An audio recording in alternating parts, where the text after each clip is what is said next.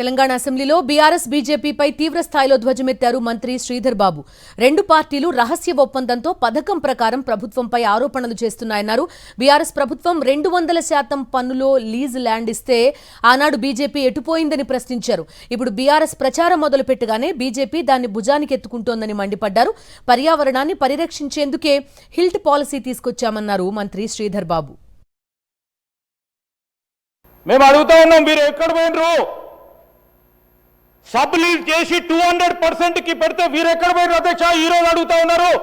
దీంట్లో గోప్యమైంది వీళ్ళిద్దరు దాంట్లో ఉన్నదేంటి అధ్యక్ష? ఆ రోజు మాట్లాడింది ఈ రోజు ఎందుకు మాట్లాడుతా ఉన్నారు? ఆ రోజు బీజేపీ ఎందుకు మాట్లాడలేదు? ఈ రోజు ఒక పద్ధతి ప్రకారం వారి సొంత భూములపై డెవలప్మెంట్ ఇంపాక్ట్ ఫీ అని పెట్టి ఒక ఫీజు ఛార్జ్ చేస్తే దాన్ని రాజకీయం చేస్తా ఉన్నారు అధ్యక్ష. ఇది న్యాయమేనా అధ్యక్ష?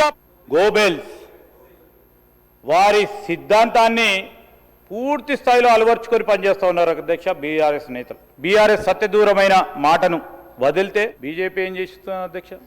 భుజాలపై ఎత్తేసుకోవడం వాళ్ళ మధ్యలో ఉన్న ఇంతకుముందు నేను చెప్పిన అధ్యక్ష రహస్య అనుబంధం, స్నేహం.